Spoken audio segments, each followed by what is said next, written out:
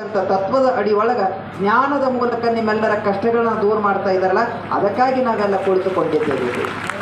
ಎಲ್ಲ ಮಹಾತ್ಮರನ್ನ ಈ ಧರೆ ಕರೆಸುವುದು ಯಾಕೆ, ಈ ಭೂಮಿಗೆ ತಂದಿಳಿಸುವುದು ಯಾಕಂತಂದ್ರೆ ಅವರ ಪಾದದ ಧೂಳಿಯಿಂದ ಕ್ಷೇತ್ರವೂ ಮುಕ್ತರಾಗಬೇಕು, ಈ ಕ್ಷೇತ್ರಕ್ಕೆ ಬರುವ ಜನರೂ ಮುಕ್ತರಾಗಬೇಕು. ಆ ನಿಟ್ಟಿನೊಳಗಡೆ ಈ ಒಂದು ಜಾತ್ರಾ ಮಹೋತ್ಸವ ಆಗಿರ್ಬೋದು, ಉತ್ಸವ ಮಹೋತ್ಸವ ಆಗಿರ್ಬೋದು, ಆದಿಶಕ್ತಿಯ ಈ ಆರಾಧನಾ ಮಹೋತ್ಸವಕ್ಕೆ ಬೆಂಗಳೂರಿನಿಂದ ಇಲ್ಲಿಯವರೆಗೆ ಡಾಕ್ಟರ್ ಮಹರ್ಷಿ ಆನಂದ ಗುರೂಜಿಯವರು ಬರ್ತಾರಂತಂದ್ರೆ ಈ ಶಕ್ತಿಗೆ, ಈ ಭೂಮಿಗೆ ಒಂದು ಶಕ್ತಿ ಇದೆ. ಆ ಶಕ್ತಿಯ ಆಗಮನಕ್ಕೆ ಅವರು ಬಂದು ಆಶೀರ್ವಾದವನ್ನು ಮಾಡ್ತಾ ಇದ್ದಾರೆ. ಆ ನಿಟ್ಟಿನೊಳಗಡೆ ತಾವೆಲ್ಲ ಯಥಾಸ್ಥಿತಿಯಾಗಿ ಈ ದೈವಿಯ ಆರಾಧನಾ ಕಾರ್ಯಕ್ರಮದಲ್ಲಿ ಪಾಲ್ಗೊಂಡು ಈ ಮಹಾತ್ಮರಿಂದ ಬರತಕ್ಕಂಥ ವಾಣಿಗಳನ್ನು ಆಲಿಸ್ಕೊಳ್ಬೇಕು. ಜಾಸ್ತಿ ಮಾತನಾಡೋದಿಲ್ಲ, ಕಾರಣ ವಿಷಯಗಳು ಬಹಳಷ್ಟಿವೆ, ಹೇಳೋಕ್ಕೆ ಸಮಯ ಇಲ್ಲ. ಹಾಗಾಗಿ ಕುಳಿತಿರುವ ನಿಮ್ಮ ಸೊಂಟಕ್ಕೂ ಮಾತನಾಡುವ ನನ್ನ ಕಂಠಕ್ಕೂ ಜಗಳ ಆಗಬಾರ್ದು ಅಂತಂದ್ರೆ ಮಾಯ ಕೆಡಬೇಕಷ್ಟೇ. ಆ ನಿಟ್ಟಿನೊಳಗಡೆ ತಾವೆಲ್ಲರೂ ಕೂಡ ತಮ್ಮ ಆಶೆ, ತಮ್ಮ ಬದುಕು, ತಮ್ಮ ಅಸ್ತಿತ್ವಕ್ಕೆ ಯಾವ ರೀತಿಯಾಗಿ ಆ ಭಗವಂತನ ಹತ್ರ, ಆ ದೇವಿಯ ಹತ್ರ ಬೇಡ್ಕೊಳ್ಳಕತ್ತಿರಲ್ಲ, ಆ ನಿಟ್ಟಿನೊಳಗೆ ಈ ರಾಷ್ಟ್ರಕ್ಕಾಗಿ ಒಂದು ಪ್ರಾರ್ಥನೆ ಆಗಬೇಕಲ್ಲ. ಈ ಭೂಮಿ ಜನನಿ ಜನ್ಮಭೂಮಿಷ್ಯ ಸ್ವರ್ಗಾದವಿ ಗರಿಯಸಿ ಅಂಥೇಳಿ ಭೂಮಿ ಬಗ್ಗೆ ವ್ಯಾಖ್ಯಾನ ಅದ, ಈ ರಾಷ್ಟ್ರದ ಬಗ್ಗೆ ವ್ಯಾಖ್ಯಾನ ಅದ.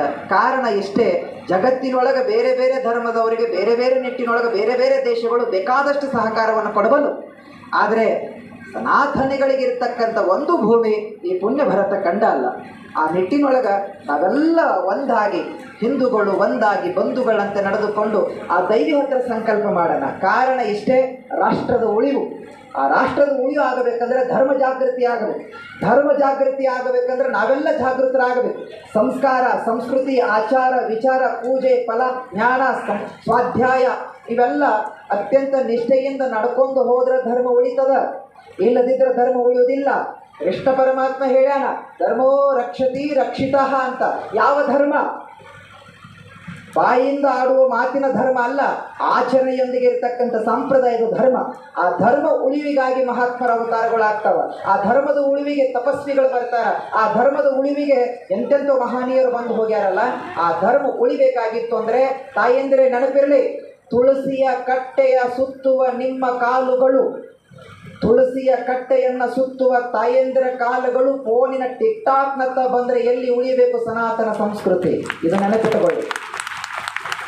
ದೇವಸ್ಥಾನ, ಮಠ ಮಂದಿರಗಳತ್ತ ಕಾಲಿಡುವ ನಮ್ಮೆಲ್ಲ ಪುರುಷರ ಕಾಲುಗಳು, ದೇವಸ್ಥಾನ, ಮಠ ಮಂದಿರತ್ತ ಸಾಗುವ ನಮ್ಮ ಪುರುಷರ ಕಾಲುಗಳು ಬಾರು ದಾವ ಅಂಗಡಿಯತ್ತ ಹೋದಾಗ ಎಲ್ಲಿ ಉಳಿಬೇಕು ಭಾರತೀಯ ಸಂಸ್ಕೃತಿ? ನಮ್ಮದು ಬಹಳ ಶ್ರೇಷ್ಠ ಪರಂಪರೆ. ಆ ನಿಟ್ಟಿನೊಳಗೆ ನೆನಪಿರಲಿ,